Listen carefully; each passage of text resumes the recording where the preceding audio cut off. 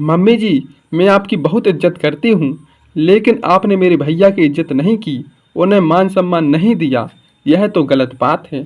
बेटी के घर से आए मेहमान को सर आंखों पर बैठाते हो। आपके मायके से कोई आए तो खातिरदारी नहीं की जाती, और बहू के लिए तो कुछ भी नहीं, शारदा ने कहा। शारदा की सास विनीता ने उसे कभी भी अपनी बेटी की तरह नहीं समझा। वह हमेशा शारदा को अपनी बहू के रूप में देखती थी, जिसकी जिम्मेदारियां थी घर का काम करना और बच्चों की देखभाल करना। शारदा ने अपने पति के साथ मिलकर अपना कपड़े का शोरूम चलाने की कोशिश की, लेकिन विनीता की बातें उसे हमेशा परेशान करती थीं। वह सोचती थी वह क्या कभी अपने पति के साथ खुश हो पाएगी। एक दिन शारदा के पति आनंद ने उससे कहा, शारदा, तुम्हारी सास की बातों को समझता हूँ, तुम्हें अपनी बहू के रूप में देखती है, लेकिन तुम्हें भी अपनी जिम्मेदारी समझनी होगी। शारदा ने आनंद को देखा और कहा, आनंद, तुम भी मेरी सासों की बातों को सही मानते हो? क्या तुम नहीं जानते हो मैं कितनी परेशान हूँ? आनंद ने शारदा को समझाने की कोशिश की। शारदा, मैं तुम्हारी सास की बातों को सही नहीं मानता, लेकिन मैं तुम्हारी जिम्मेदारी समझनी होगी। हमें अपने शोरूम को चलाने के लिए एकजुट होना होगा। शारदा ने आनंद की बातें सुनी और सोचा शायद वह सही कह रहा है। वह अपने पति के साथ मिलकर अपना शोरूम चलाने की कोशिश करेगी। वह अपनी सास की बातों को अनसुना करेगी, लेकिन शारदा की सास की बातें उसे हमेशा परेशान करती। एक दिन शारदा की सास ने उसे कहा, शारदा, तुम्हारी जिम्मेदारी है घर का काम करना, बच्चों को देखभाल करना। तुम्हारा पति तुम्हारी मदद करेगा, लेकिन तुम्हें अपनी जिम्मेदारी समझनी होगी। शारदा ने अपनी सास की बातें सुनी और कहा, मम्मी जी, मैं अपनी जिम्मेदारी को समझती हूँ, लेकिन मैं भी एक इंसान हूँ, मुझे भी अपने सपने को पूरा करने का हक है। शारदा की सास ने उसे डांटा, तुम्हारे सपने, तुम्हारी जिम्मेदारी है घर का काम करना, बच्चों की देखभाल करना। तुम्हारे सपने क्या है? शारदा ने अपनी सास को देखा और कहा, मम्मी जी, मेरा सपना है आपका खुद का बिजनेस चलाना। मैं अपने पति के साथ मिलकर अपना शोरूम चलाना चाहती हूँ। शारदा की सास ने उसे देखा और कहा, तुम्हारा यह सपना कभी पूरा नहीं होगा। तुम्हारी जिम्मेदारी है घर का काम करना, बच्चों को देखना। शारदा ने अपनी सास की बातें सुनी और सोचा वह अपने सपने को पूरा करने के लिए क्या कर सकती है। वह अपने पति के साथ मिलकर अपना शोरूम चलाने की कोशिश करेगी और अपनी सासों की बात को अनसुना करेगी। शारदा ने अपनी सास को देखा और कहा, मम्मी जी, मैं अपने पति के साथ शोरूम में काम करना चाहती हूँ। इससे हमारे परिवार की आर्थिक स्थिति में सुधार होगा। लेकिन शारदा की सास ने उसकी बात नहीं मानी। उन्होंने कहा, तुम्हारी जिम्मेदारी है घर का काम करो और बच्चों की देखभाल करो। तुम्हें अपने पति के साथ शोरूम में काम करने की कोई ज़रूरत नहीं है।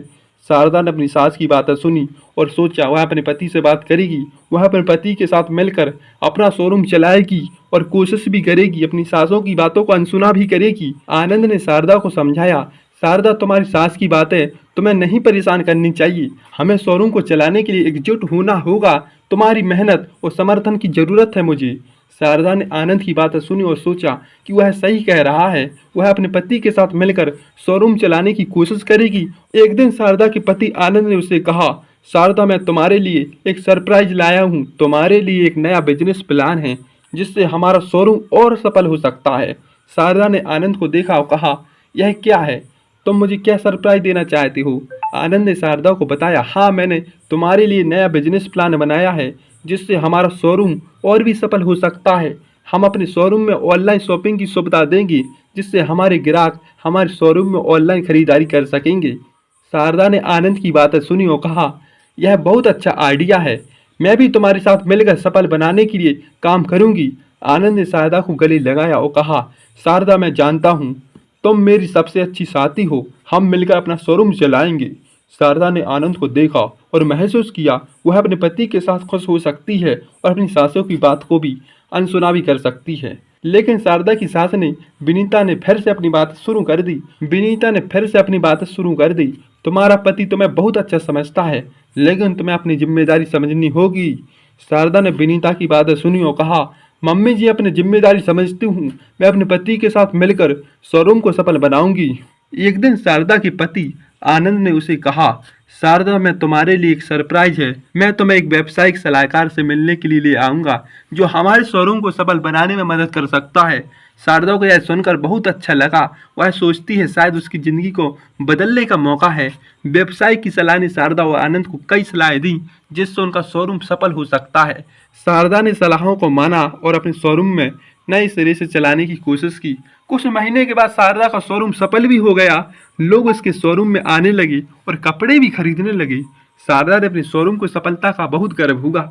शारदा की सास विनीता ने भी शारदा की सफलता को देखा, उसे बधाई भी दी। वह पहली बार शारदा को बहू के रूप में नहीं बल्कि एक सबल व्यवसाय के रूप में देख रही थी।